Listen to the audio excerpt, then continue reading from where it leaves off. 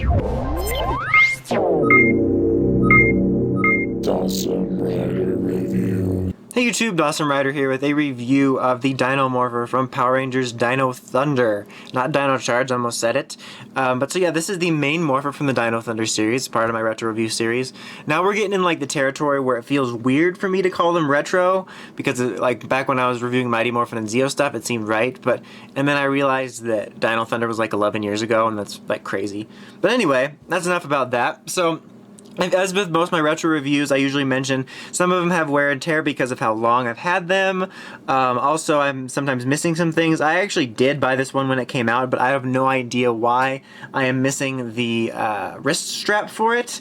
But here's a little spoiler alert for the other reviews, but here's the White Rangers. It just looks like this. It is this plastic yellow strap with the Dino Thunder logo on it. That's pretty much what you would get here. I suppose I could have taken this off and put it on there and you would have never known. Oh well, but that's what you get if you do have it. I have no idea why that one's missing and the other ones aren't, but whatever. So yeah, with this you get the Morpher and typically a strap, and you actually get 3 different face plates for it. Yeah, you have the Tyrannosaurus one, which I have on it, Tricera, and Terra for blue and yellow Rangers. So that's pretty neat. This is when we were starting to venture into the more sound and customizable type territory. But so look-wise, this is honestly pretty solid. I do have the Japanese version, which I might do Sentai Retro reviews at some point. And it does look a little bit better, but this one honestly isn't that bad. It's not even bad at all. It looks good on the shelf. It looks fairly show accurate. I mean, it's got a nice shine, nice paint job on it. If you can see, there's a nice, almost like metally shine to the teeth part here, which is really nice. So it's very good. I really don't have any problems with it look-wise at all. There's a little on-off button right here. It was already on. I don't know if you can't really see the lights on these, but this will have lights. I don't know if that had on activation or I just can't see it. But yeah, that's just a very generic noise when you turn it on. It's got 2 different noises. There's a big button right here. When you press this, you get the sort of calling noise. There, you can see the light. It doesn't have a light when it turns on. And it will just do that until you go crazy, until it stops. And you can stop it just by pressing it. So that's that noise. And the other noise you activate by pressing this here.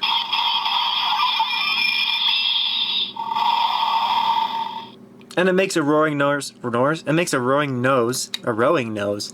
Wow, I tried to fix it and make a joke out of it, and then I made it worse. But it makes a roaring noise based on T-Rex.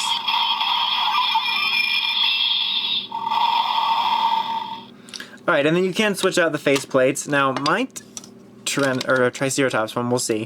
But you place it on here, and as you can see, you get a different look, which is neat.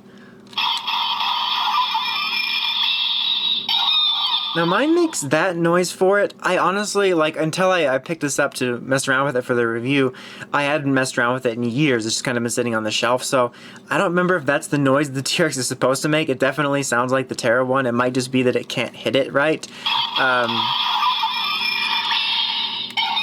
But underneath here, you can see there's 3 little buttons which are supposed to hit, and 2 of them are for roaring noises, and the other one is for like the pterodactyl noise, unless I'm just not hitting one right and it's a 3rd different one. But that's what this does no matter how many times. I swear to God, I put this faceplate on 10 times. I messed around with this. What all the Toku fandom would call hacking is just pressing these buttons. Like, no, that's just pressing buttons. But yeah, so that's that for the weird Triceratops stuff going on. Here's Terra's.